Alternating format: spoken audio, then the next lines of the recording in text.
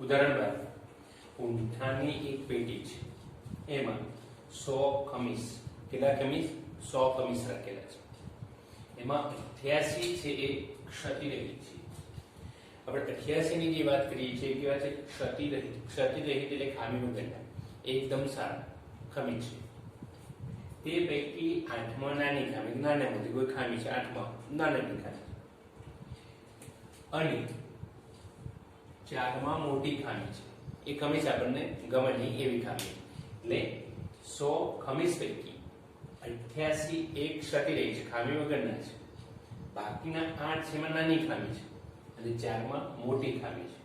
હવે જો વેપારી જે જીમી છે, યાદ રાખો, વેપારી જે જીમી છે એ ક્ષતિરહિત જ ખમીસ સ્વીકારશે. એટલે જે વેપારી જીમી છે એમાં કોઈ પણ ક્ષતિના એવા જ ખમીસ એ લે છે. જ્યારે સુજાતા માત્ર મોટી ખામી વાળા હોય તો જ નકારશે, બાકીના લઈ લેશે. એટલે એનો મતલબ શું થયો? સુજાતા મોટી ખામી વાળા પેલા નકારશે, એનો મતલબ કે ક્ષતિરહિત અને નાનામાં નાની ખામી હોય તો એ લઈ લેશે. જો અહીંયા 100 ખમીસ છે એટલે તમે આટલા ઉદાહરણ જોયા અને તમે પ્રયત્ન કર્યો છે, ઘરે પ્રેક્ટિસ કરી છે, એટલે તમને મોટા ભાગે ખ્યાલ આવી ગયો છે. અહીંયા શક્ય પરિણામની કુલ સંખ્યા શું હશે? આપણે જેમાંથી પસંદ કરવાના છે એ 100 માંથી પસંદ કરવાના છે. એટલે શક્ય પરિણામની કુલ સંખ્યા જે છે એ કેટલી હશે? અહીંયા 100. યાદ રાખજો. હવે ઘટના જે એક જીમીને સ્વીકારી, યાદ રાખો, જીમીને ક્ષતિરહિત ખમીસ, તો ક્ષતિરહિત ખમીસ કેટલા છે? 88. તો જીમીને સ્વીકારી કેટલા છે? 88. તો એના માટે સાનુકૂળ પરિણામની સંખ્યા કેટલી થશે? 88. લખેલ આવી ગયું. P of J એટલે જે ઘટનાની સંભાવના, સાનુકૂળ પરિણામ ઘટના જે ના અને કુલ પરિણામ, જવાબ મળશે 0.88. ઓકે, ચલો બીજો તમને આવડશે. ઘટના S, સુજાતાને સ્વીકાર્ય હોય. સુજાતાને કેવા સ્વીકાર્ય છે? માત્ર મોટી ખામી વાળા. મોટી ખામી વાળા કેટલા છે? 4. એ સિવાયના 88 ખામી વગરના એટલે ક્ષતિરહિત, અને 8માં નાની ખામી છે. એટલે 88 8 પસંદ કરશે, પેલા નહીં કરે. તો સંખ્યા બરાબર શું થશે? એ 88 વત્તા 8 એ 96. યાદ રાખજો, 88 વત્તા 8 એટલે 96 ખમીસ એ પસંદ કરશે. તો એના માટેની સંભાવના જોઈએ તો 96/100. તો એની સંભાવના આવશે 0.96. ઓકે,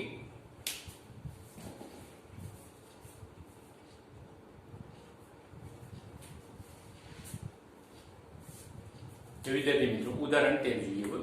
છેલ્લું આ સ્વાધ્યાયમાં, મતલબ કે આ પ્રકરણમાં, પ્રકરણ 15 સંભાવનામાં આ છેલ્લું ઉદાહરણ. પછી આપણે થોડી સમજૂતી મેળવી અને પછી સ્વાધ્યાય 15 તરફ જઈશું. ઉદાહરણ 13 અહીંયા એવું કીધું છે, એક ભૂરો અને એક રાખોડ એમ બે પાસાને એક સાથે ઉછાળવામાં આવે છે. એક ભૂરો પાસો છે અને એક રાખોડી પાસો, બંનેને એક સાથે ઉછાળવામાં આવે છે. એટલે બંનેને એક સાથે ઉછાળવામાં આવે છે ત્યારે એના પરિણામે આપણે જ્યારે લઈશું ત્યારે ભૂરો અને રાખોડી એમ કરી, યાદ રાખજો વિદ્યાર્થી મિત્રો, જ્યારે બંને પાસાને એક સાથે ઉછાળવામાં આવશે ત્યારે ભૂરા પાછા ઉપરનો અંક અને રાખોડી પાસા ઉપરનો અંક એ આપણે એક જોડીમાં એટલે જૂથમાં લખવાનું છે. દાખલા તરીકે જ્યારે આપણે ઉછાળીએ છીએ ત્યારે ભૂરા પાસા પરનો અંક 1 આવે છે, રાખોડી પાસા પરનો અંક પણ 1 આવે છે. તો આ એક પરિણામ થયું, આ પ્રયોગનું એક પરિણામ થયું. માનો કે ભૂરા પાસાઓ પર 1 આવે છે, રાખોડી પાસા પર 2 આવે છે. આ બીજું પરિણામ થયું. એમ આપણે કુલ કેટલા શક્ય પરિણામો મળે છે એના વિશે વિચારવાનું છે. તો એ આપણે અહીંયા સમજીએ. વિચારો વિદ્યાર્થી મિત્રો, અહીંયા આપણે વિચારો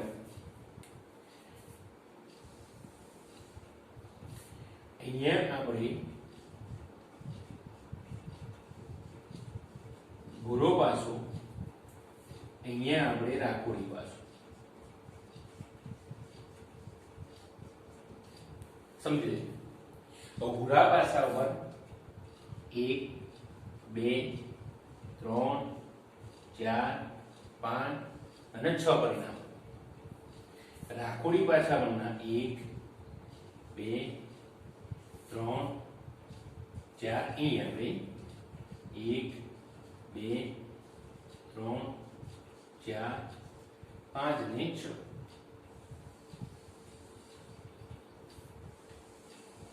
અહીં જો વિદ્યાર્થી મિત્રો વિચારો, ભૂરો પાસો છે એના પર અહીંયા પાસા પરના અંકો કેટલા છે આપણને ખ્યાલ છે. પાસા પરના અંકો કુલ 6 છે. 1 2 3 4 5 અને 6. આપણે અગાઉ પાસા વિશે વાત કરેલી છે, એટલે પાસો પણ તમને દોરીને બતાવ્યો છે. ભૂરો પાસો છે એના પર 1 થી 6 અંકો, રાખોડી પાસા પર 1 થી 6 અંકો. આપણે બંને પાસાને એક સાથે એક જ વખત ઉજાડવાના છે, તો એના પર મળતા શક્ય પરિણામો વિશે વિચારવાનું છે. માનો કે હું એમ કહું ભાઈ ભૂરા પાસા પર 1 આવશે, સાથે સાથે રાખોડી પાસા પર પણ 1 આવશે, તો એનું પરિણામ થયું 1 1. જુઓ વિચાર. કોઈ બીજી વ્યક્તિ એમ કે ના ભૂરા પાસા પર 2 આવે છે અને રાખોડી પાસા પર 1 આવે છે, આ બીજું પરિણામ છે. કોઈ એમ કહે છે કે ભાઈ ભૂરા પાસા પર 3 આવે છે, રાખોડી પાસા પર કેટલા આવે છે? 1 આવે છે. કોઈ એમ કે ના ભૂરા પાસા પર 4 આવે છે, રાખોડી પાસા પર 1 આવે છે. કોઈ એમ કે ભૂરા પાસા પર 5 આવે છે, રાખોડી પાસા પર 1 આવે છે. કોઈ એમ કે ભૂરા પાસા પર 6 આવે છે, રાખોડી પાસા પર 1 આવે છે. વિચાર. તો અહીંયા પરિણામ જો કેટલા થાય? 1 2 3 4 5 અને 6. અહીંયા વિદ્યાર્થી મિત્રો વિચારજો, અહીંયા ભૂરા પાસા પર 1 2 3 4 5 અને 6 લીધા, સાથે સાથે રાખોડી પાસાનો ફક્ત 1 લીધો. હવે આગળ વિચારો, તમે સમજી ગયા છો. માનો કે ભૂરા પાસા પર 1 આવે, રાખોડી પાસા પર 2 આવે, તો 1 અને 2. સમજી લેજો. ભૂરા પાસા પર 2 આવે, રાખોડી પાસા પર 2 આવે, તો શું થઈ ગયા? 2 1. તો તમને આ કેવી રીતે પરિણામ લખવા એ ખ્યાલ આવી ગયો છે. તો જો આપણે પરિણામ લખીએ.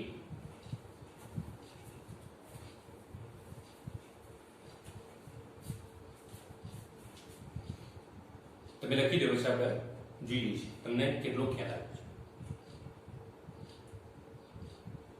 ઓકે.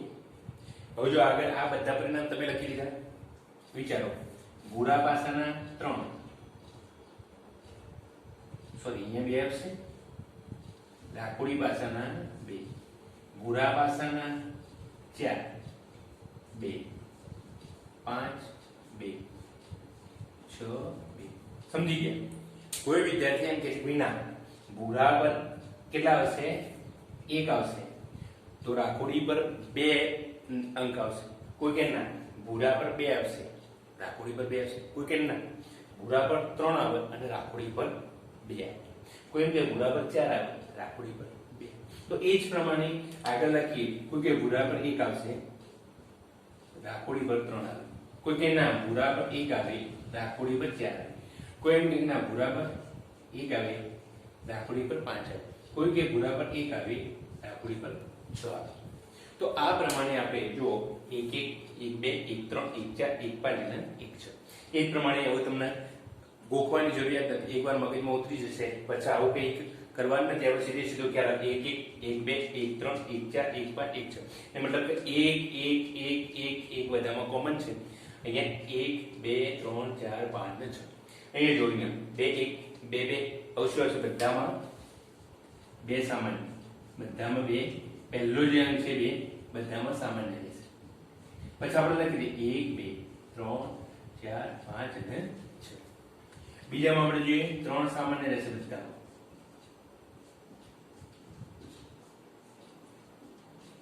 જો 3 1 2 3 4 5 6 આ રીતે પણ આપણે ઝડપી લખી શકીએ છીએ. તો જો આને આપણે થોડું વ્યવસ્થિત રીતે લખીશું.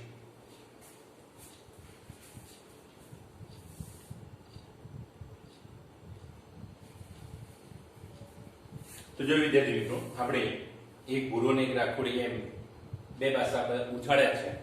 તો એમાં રાખોડીના 1 2 3 4 5 ના પાસા પરની સંખ્યા લખી. ભૂરાની પાસા પરની સંખ્યા 1 2 3 4 5 6 લખી.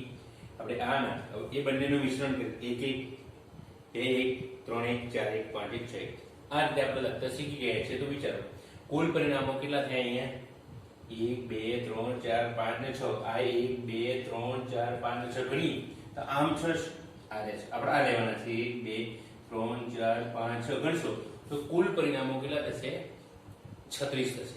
એટલે આપણે અહીંયા લખી શકીએ માટે શક્ય કુલ પરિણામોની સંખ્યા છે 36 છે.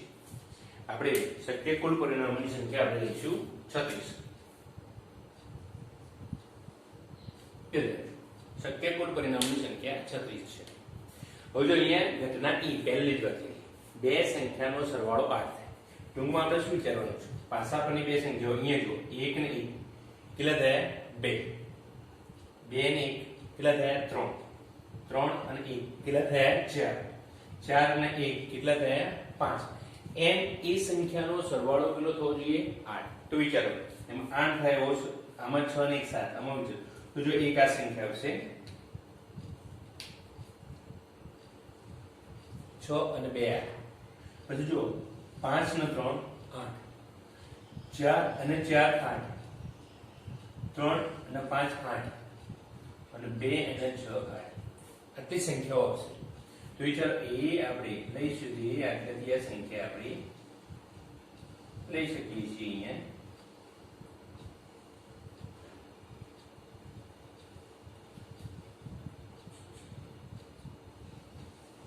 આટલી સંખ્યા. તો જો અહીંયા ઘટના ઈના સાનુકૂળ પરિણામો કેટલા છે 6 2 જો એક આપણને મળ્યું 6 2 પહેલામાંથી આમાંથી 6 2 પછી 5 3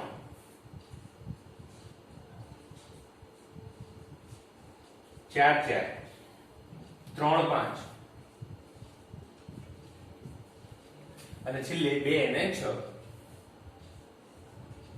વિચારો કેટલા પરિણામો થાય અહીંયા આ 1 2 3 4 અને 5. તો સાનુકૂળ પરિણામોની સંખ્યા કેટલી થઈ અહીંયા 5 એટલે કુલ કેટલા છે 36. હવે જો બે સંખ્યાનો સરવાળો 13 હોય તો જો અહીંયા છેલ્લામાં છેલ્લી મોટામાં મોટી સંખ્યા અહીંયા 6 અને 6 12 મોટામાં મોટો સરવાળો 12 થાય છે અને ઓછામાં ઓછો સરવાળો 1 ને 1 2 ઓછામાં ઓછો બે સરવાળો અને વધુમાં વધુ અહીંયા 6 અને 6 12 થાય છે. 13 થી વધુ થતો નથી. તો સાનુકૂળ પરિણામો આપણને મળશે નહીં. તો સાનુકૂળ પરિણામોની સંખ્યા કેટલી થઈ 0. તો અહીંયા 0 ભાગ્યા 36 બરાબર 0. અથવા તો આને આ રીતે પણ લખી શકાય કે આ બે ઘટના કેવી છે અશક્ય ઘટના છે. 13 કરતા વધુ સરવાળો મળે નહીં તે અશક્ય ઘટના છે માટે એના પરિણામો મળે નહીં એટલે એ અશક્ય ઘટનાની સંભાવના શું થાય 0 થાય છે. હવે ત્રીજો ભાગ આપણે જોઈએ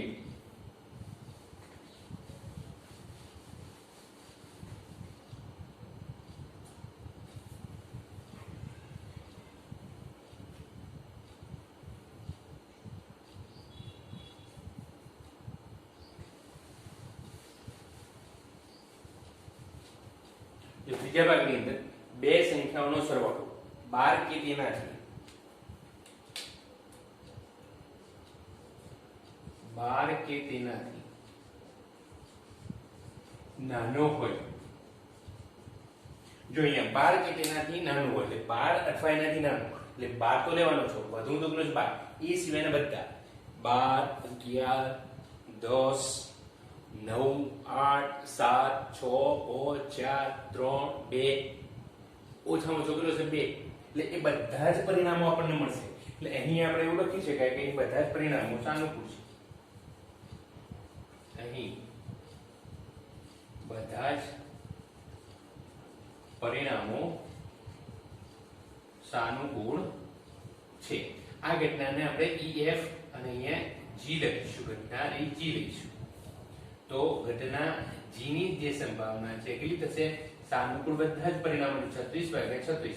જવાબ કેટલો આવ્યો?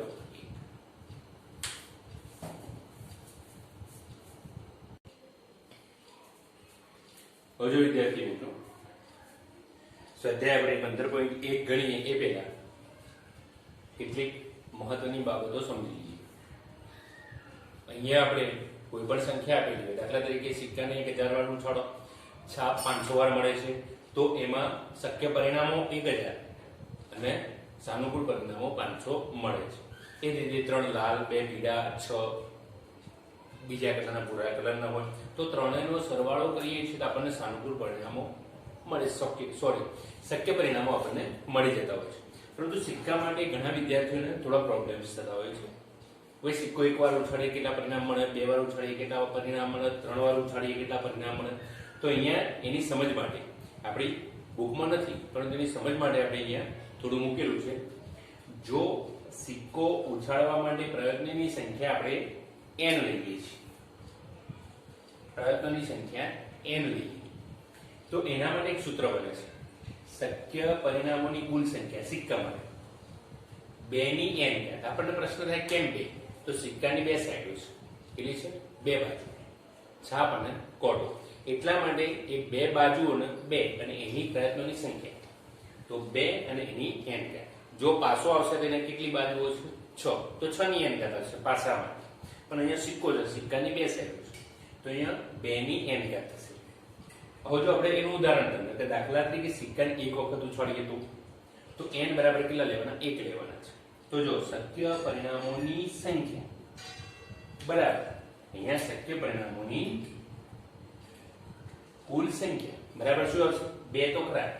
n બરાબર કેટલા મૂકવાના? 1 વાર ઉછાળે એટલે 2 ની 1 ઘાત બરાબર 2. આપણને ખ્યાલ છે અને આપણે એ પરિણામ મેળવેલું છે કે સિક્કાને 1 વખત ઉછાળીએ તો કો તો છાપ મળે, કો તો કોટો મળે. તો આપણે કેટલા પરિણામ મળ્યા છે? અહીંયા 2 પરિણામ, H અને T અહીંયા આપણે લખેલા છે.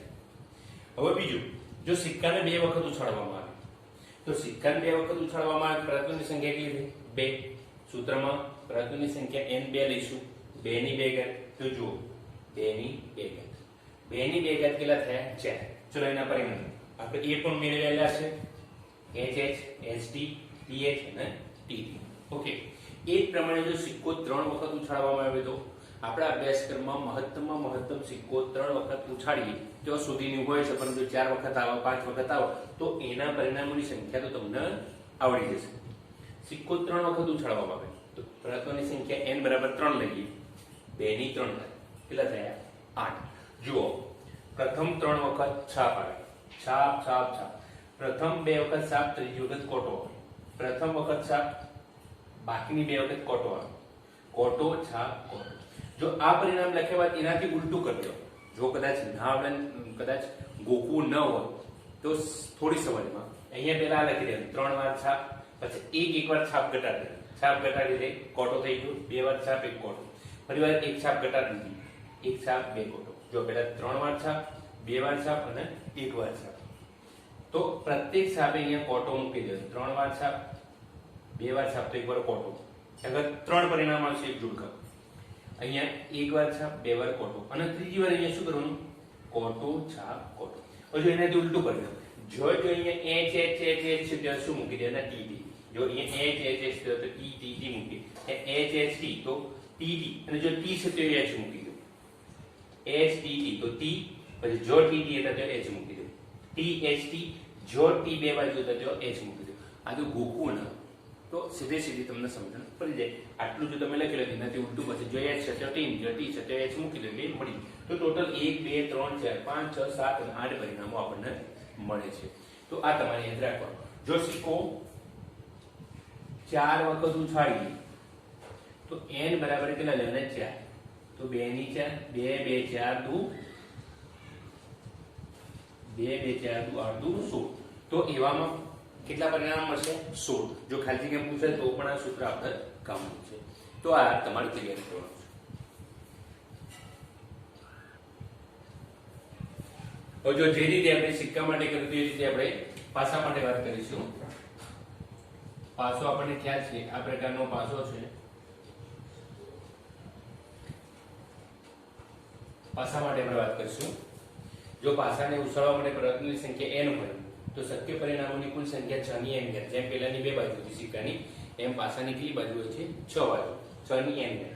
જો પાસાને એક વખત ઉછાળીએ તો n બરાબર 1, તો શક્ય પરિણામોની કુલ સંખ્યા 6 ની 1 બરાબર કેટલા? 6. આપણને ખબર છે શક્ય પરિણામો 1 2 3 4 5 અને 6. જો પાસાને બે વખત ઉછાળીએ તો 6 ની કેટલી ઘાત થશે?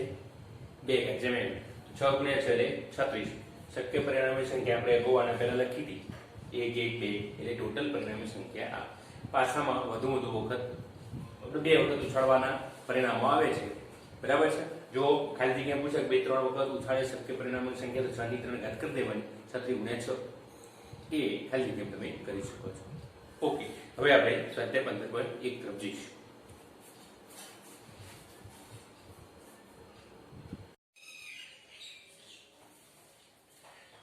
નમસ્કાર વિદ્યાર્થી મિત્રો, આજે આપણે સ્વાધ્યાય 15.1 માં પ્રથમ દાખલો છે, એમાં ખાલી જગ્યાઓ છે. પ્રથમ દાખલામાં નીચેના વિધાનો પૂર્ણ કરો. આપણે અત્યારે ઘડી જે શીખી ગયા છે એનું પુનરાવર્તન છે.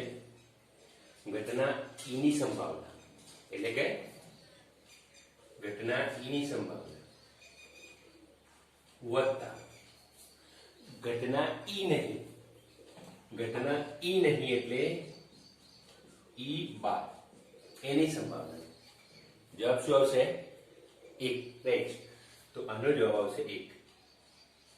તો ઘટના ઈ ની સંભાવના વત્તા ઘટના ઈ નહીં ની સંભાવના 1. જો ઉદ્ભવી ન શકે તેવી ઘટનાની સંભાવના આપણે વાત કરીએ, ઉદ્ભવી ન શકે તેવી ઘટનાની સંભાવના 8 શૂન્ય હોય. આવી ઘટનાને કઈ ઘટના કહેવાય છે? અશક્ય ઘટના. અશક્ય ઘટના કહે છે. એ જ પ્રમાણે ચોક્કસપણે ઉદ્ભવતી, નિશ્ચિત જે ચોક્કસપણે ઉદ્ભવતી ઘટનાની સંભાવના 1. અને આવી ઘટનાને નિશ્ચિત અથવા તો ચોક્કસ ઘટના.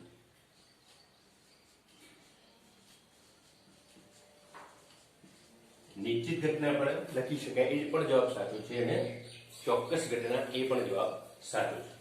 હવે જો આપણે વાત કરીએ પ્રયોગની તમામ મૂળભૂત એટલે કે પ્રાથમિક ઘટનાઓની સંભાવનાઓનો સરવાળો કેટલો થાય છે? 1. એ પણ આપણે ભણી ચૂક્યા છીએ.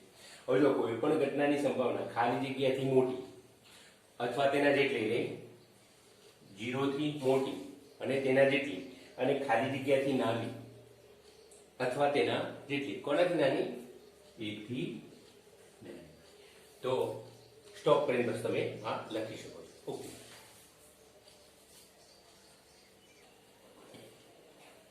તો સ્વાધ્યાય 15.1 નો બીજો દાખલો.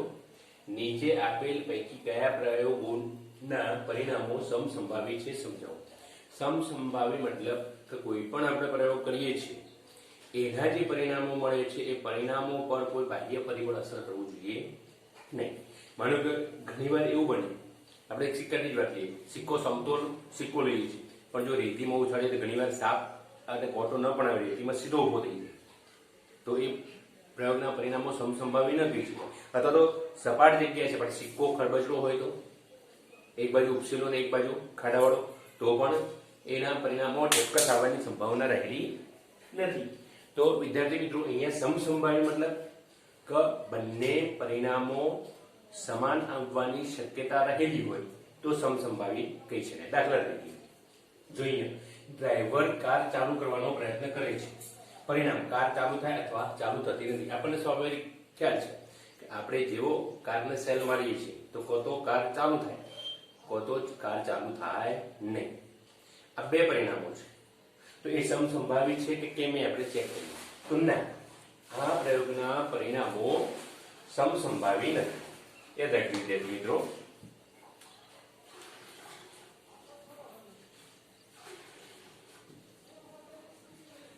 સંભાવી નથી, કારણ કે અહીંયા કારની હાલત જે છે, કારની હાલતનું વર્ણન કરવામાં આવ્યું નથી. જો એવું કીધું ટીપ ટોપ કન્ડિશન વાળી પેટ્રોલ ભરેલી નવી લેટેસ્ટ ગાડી છે તો એ માને બરાબર છે, પણ અહીંયા કારની કોઈ હાલત નક્કી કરવામાં આવી નથી.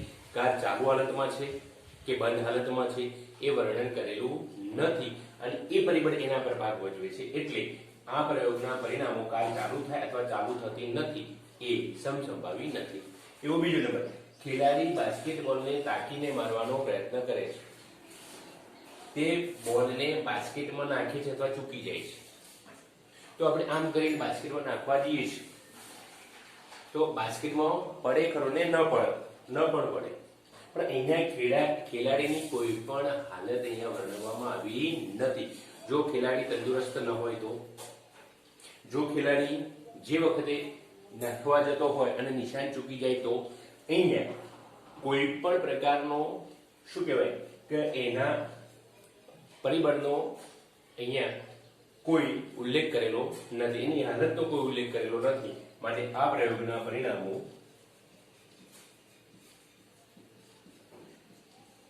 સમસંભાવી નથી. પછી આપણે કારણ લખીએ છીએ.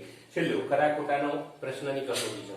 તમને કસોટી આપી છે, એમાં કોઈ ગણતરી કરવાની નથી, સીધું ખરું અથવા તો ખોટું જ કરવાનું છે. તો તમને કોઈ પણ સવાલ આપવામાં આવશે, તમે જે સમજ્યા છો ખરું ન કરશો તો ખોટું. તમને કોઈ પણ પ્રશ્ન પૂછવામાં આવે કે તમારું નામ આ છે, તો જો તમારું નામ એ હોય તો તમે કહેશો ઓકે સાચું, જો તમારું નામ એ ન હોય તો તમે તરત બોલશો ખોટું. એટલે અહીંયા આ પ્રશ્નમાં જવાબ સત્ય છે કે અસત્ય એ બંને આવી શકે છે. એટલા માટે આ પ્રયોગના પરિણામો સમસંભાવી છે. સમસંભાવી છે કારણ આપણને ખ્યાલ આવી ગયો કે કોઈ પણ કસોટીમાં આપણે ગણતરી કરવાની નથી, સીધો ખરા અને ખોટા બંનેનો સીધો જવાબ આપવાનો છે. એટલા માટે અહીંયા આ પ્રયોગના પરિણામો સમસંભાવી છે. એ જ પ્રમાણે અહીંયા જે ચોથું જે છે એની આપણે વાત કરીશું. ચોથા નંબરનો જે કે અહીંયા એવું કીધું છે કે પ્રયોગમાં બાળક જન્મ્યું, પરિણામ બાબો છે કે બેબી એ પણ આપણને ખ્યાલ છે. કોઈ પણ બાળકનો જન્મ થાય બાબો છે કે બેબી એ પણ પરિણામો બંને આવવાની શક્યતા રહેલી છે. એટલે બંને પરિણામો કેવા છે? સમસંભાવી છે ચોથાની અંદર. તો આપણે એને લખી દઈએ.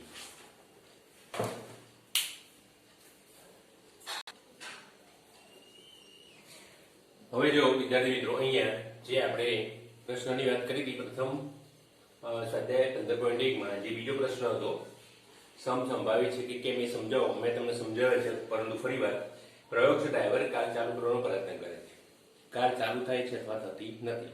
એનો આધાર શેના પર રહ્યો છે? કારની હાલત પર. એ દર્શાવી નથી. જો કાર ચાલુ હાલતમાં તો તરત ચાલુ થાય, જો ખરાબ હોય તો ચાલુ પણ ન થાય, એટલે સમસંભાવી નથી. ખેલાડીની આપણે વાત કરીએ તો જો કુશળ ખેલાડી હોય તો બાસ્કેટબોલમાં એ બાસ્કેટબોલ આવી જાય છે, પરંતુ જો ખેલાડી શીખાવ હોય તો, એટલે અહીંયા આ પ્રયોગના પરિણામો સમસંભાવી નથી કારણ કે આ પ્રયોગમાં ખેલાડી વિશે કોઈ માહિતી નથી. એ કુશળ છે અથવા તો શીખાવ. ત્રીજું ખરા ખોટા. તો જો ખરા ખોટા પ્રશ્નના જે છે એ ના પ્રયોગો સમસંભાવી છે કારણ કે કોઈ પણ પ્રશ્નનો જવાબ આપણે ગણતરી ન કરવાની, વિવરણ ન કરવાનું હોય તો એ સત્ય છે કે અસત્ય છે આપણે કહી શકીએ છીએ. એટલે અહીંયા બે શક્યતાઓ છે, એટલા માટે પરિણામો સમસંભાવી. એ જ પ્રમાણે ચોથો બાળક જન્મ્યું છે, તમારે લખું લખી દેજો, આપણે અહીંયા લખીશું ને બાળક જન્મ્યું છે તે બાબો છે કે બેબી, તો એ પ્રયોગના પરિણામો સમસંભાવી છે કારણ કે બાળકના જન્મ વખતે બાબો અથવા બેબી હોય એ સિવાય અધિક કોઈ શક્યતા રહેલી નથી. ફરી એકવાર એનું કારણ શું છે? બાળક જન્મે છે ત્યારે બાબો હોય અથવા તો બેબી હોય, એ બે શક્યતા પર અધિક કોઈ શક્યતા હોતી નથી. જે ચોથા નંબરનું છે એ પણ પરિણામ કેવું છે? સમસંભાવી છે.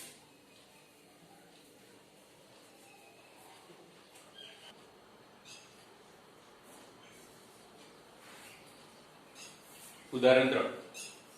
શા માટે ફૂટબોલની રમતની શરૂઆતમાં કઈ ટુકડીને બોલ મળવો જોઈએ તે નક્કી કરવા કારને ઉછાળવો નિષ્પક્ષ ક્રિયા છે એવું વિચારાય છે. અહીંયા વિદ્યાર્થી મિત્રો એવું કહેવામાં આવે છે કે ફૂટબોલની જ્યારે રમત રમાતી હોય ત્યારે બે ટીમો હોય, બંને ટીમોને કઈ ટીમને દાવ આપવો એના માટે આપણે શું કરીએ છીએ? ક્રોસ ઉછાળીએ છીએ.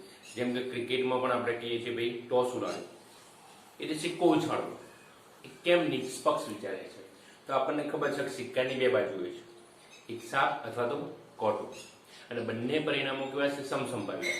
એવું નથી કે એકલી સાપ જ આવશે, એવું નથી કે કાંટો જ આવશે, બંને પરિણામોની શક્યતા રહેલી છે, અને એટલા જ માટે ઉછાળીશું એટલે એ નિષ્પક્ષ એ કહેવાશે, કારણ કે બંને પરિણામો કેવા છે? સમસંભાવી છે. તો અહીંયા જો સમતોલ સિક્કાને ઉછાળવાના પ્રયોગમાં બંને પરિણામો છાપ અને કોટો શું છે? સમસંભાવી, બંને આવવાની શક્યતા છે. આથી સિક્કો ઉછાળતો સાપ આવશે કે કોટો આવશે એની આપણે આગાહી કરી શકતા નથી, માટે એ નિષ્પક્ષ ક્રિયા છે. જો ચોથો દાખલો જે છે એમ આપણે જોઈએ, નીચેનામાંથી કયો વિકલ્પ ઘટનાની સંભાવના ન હોઈ શકે?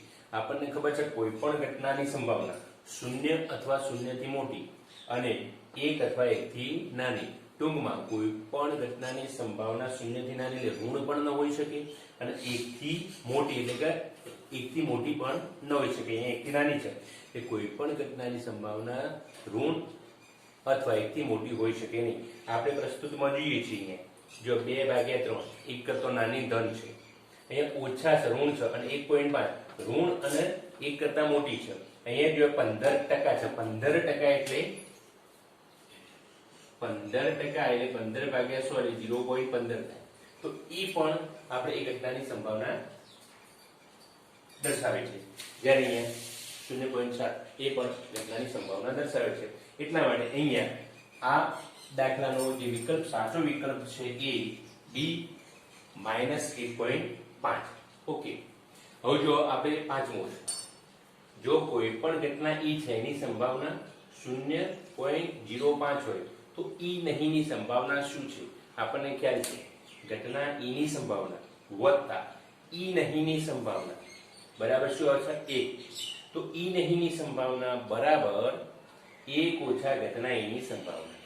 તો 1 ઓછા ઘટના E ની સંભાવના આપણને આપી છે 0.05. જો 1 માંથી 0.05 બાદ કરીશું એટલે જવાબ કેટલો આવશે? 0.95. તો આમ ઘટના E નહીંની સંભાવના એ 0.95 હોય. હવે જો એક થેલામાં લીંબુના સ્વાદની મીઠાઈ છે, તમને એક થેલો આપ્યો છે, એમાં લીંબુના સ્વાદની જ મીઠાઈ છે, બીજા કોઈ પણ સ્વાદની મીઠાઈ નથી. તો લીંબુ સિવાય કોઈ પણ સ્વાદની મીઠાઈ તમને એની અંદર મળશે નહીં, ફક્ત લીંબુના સ્વાદની જ મીઠાઈ મળે છે. તો માલિની થેલામાં જોયા વગર એક મીઠાઈ પસંદ કરે છે તો એને નારંગીના સ્વાદની મીઠાઈ મળે, બીજું લીંબુના સ્વાદની મીઠાઈ હોય. તો જો આપણને ખ્યાલ છે કે અહીંયા ફક્ત લીંબુના સ્વાદની જ મીઠાઈ છે, નારંગીના સ્વાદની મીઠાઈ નથી. તો નારંગીના સ્વાદની મીઠાઈની સંભાવના શું થાય? શૂન્ય, કારણ કે એ અશક્ય ઘટના છે, કારણ કે અંદર લીંબુ જ છે, બધા લીંબુના સ્વાદની જ છે. બીજું જે છે એ લીંબુના સ્વાદની મીઠાઈ, તો લીંબુના સ્વાદની બધી મીઠાઈઓ છે એટલે આ બધા જ પરિણામો કેવા છે? સમસંભાવી છે.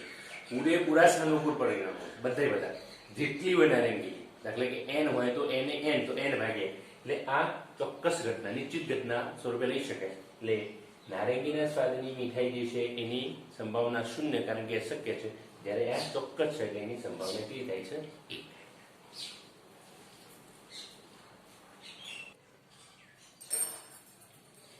સ્વાધ્યાય 15.1 નો દાખલા નંબર 7.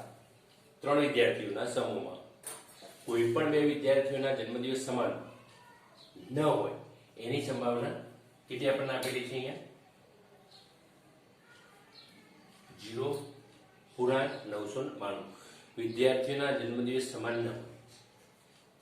2 વિદ્યાર્થીઓના જન્મદિવસ સમાન હોય એની સંભાવના તો આપણને ખ્યાલ છે કે અહીંયા 2 વિદ્યાર્થી, દાખલા ઘટના એ છે, આપણે ઘટના એ લઈએ કે ભાઈ 2 વિદ્યાર્થીઓના જન્મદિવસ સમાન હોય તો એની પૂરક ઘટના, એનાથી આપણે ઉલટી આપણે જે પૂરક ઘટના કહીએ છીએ ઘટના એ બાદ 2 વિદ્યાર્થીઓના જન્મદિવસ સમાન ન હોય. આપણને અહીંયા આપેલું છે કે 2 વિદ્યાર્થીઓના જન્મદિવસ સમાન ન હોય એની સંભાવના કેટલી છે?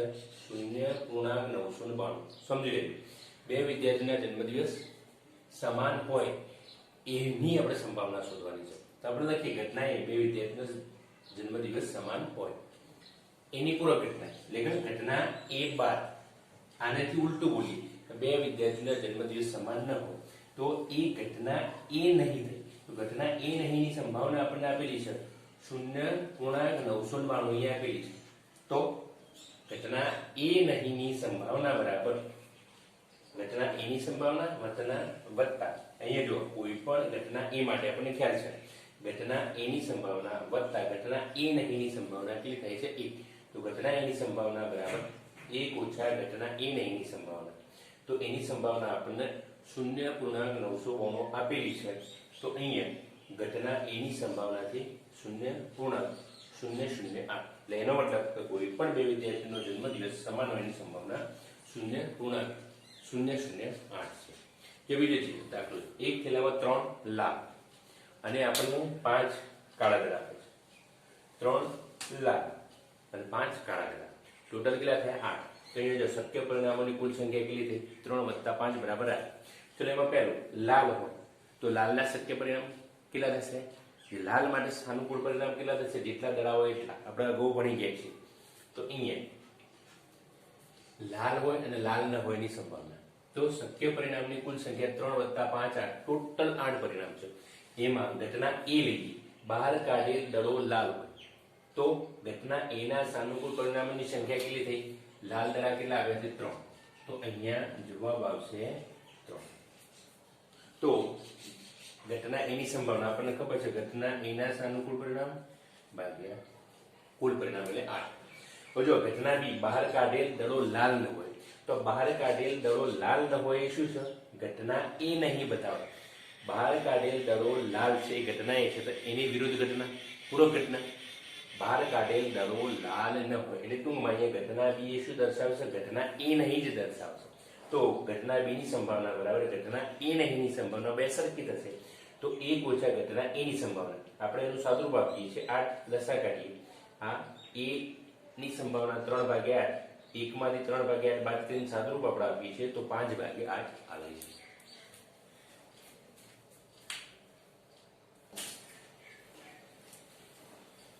વિદ્યાર્થી મિત્રો દાખલા નંબર 9. એક પેટીમાં 5 લાખ લખોટીઓ, 8 સફેદ લખોટી અને 4 લીલી લખોટી. એક પેટીમાં આટલી કુલ લખોટીઓ છે. હવે તમને ખ્યાલ આવી ગયો કે ભાઈ આ દાખલાની અંદર શક્ય પરિણામો કેટલા? એટલે શક્ય પરિણામોની સંખ્યા 5 8 અને 4 ત્રણનો સરવાળો. 5 8 4 એટલે ટોટલ કેટલા થયા? 17. એટલે શક્ય પરિણામોની સંખ્યા 17 થઈ. હવે જો લખોટી યાદચ્છિક રીતે પસંદ કરીએ છીએ તેમાં સફેદ હોય તો સફેદ આપણને કેટલી મળશે? જેટલી સફેદ છે એટલી.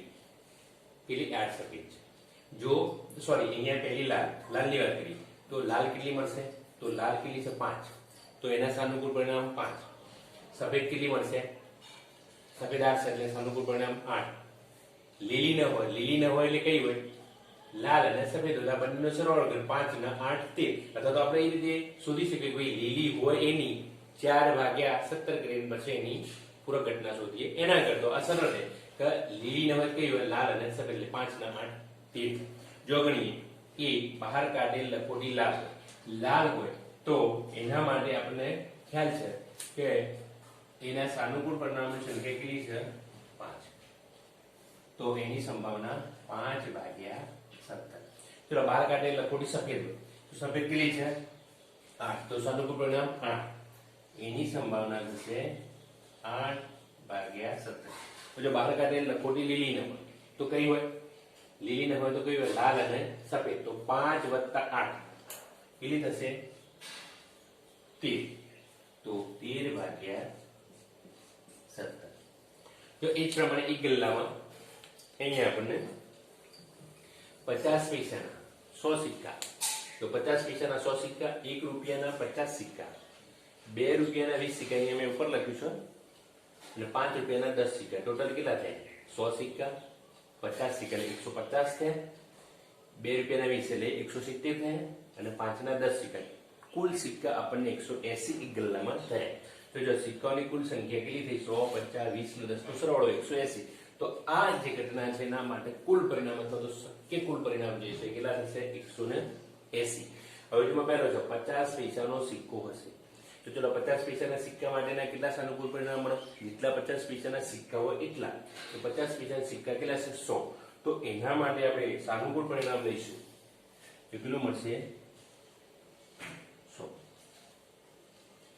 તો અહીંયા 100/180 કટ કરીશું, 10 ભાગ્યા ઉપર 2 અહીંયા 5, 2 અહીંયા 9. આપણે કટ કરીશું અહીંથી, દાખલા તરીકે અહીંયા 2 5 2 9, તો 5 ભાગ્યા 9 આવશે. તો આ પ્રમાણે આપણે એની સંભાવના મળી. બીજો છે ઘટના બી, બહાર પડેલ સિક્કો 5 નો નથી. તો 5 નો નથી તો ચલો 5 ના સિક્કા કેટલા છે? 10. તો ઈ સ્ક્વેરના બધા લઈ લેવા. તો 180 માંથી 10 બાદ કરો, કેટલા? 170. તો અહીંયા આપણે એ જે છે કેટલા થશે સંખ્યા? 170. બે રીતે શોધી શકાય. 5 નો સિક્કો છે એવું કરી અને પછી એની પૂર્વ ઘટના લઈ શકાય, પણ એ ના કરતો. 5 નો નથી તો કેટલા છે? તો બાકીના બધા 5 નો જે છે બાદ કરી દો 180 માંથી 10. કેટલા થઈ ગયા? 170 સિક્કા. એની સાનુકૂળ પરિણામની સંખ્યા 5 ના સિવાયની. તો એની આ સંભાવના છે.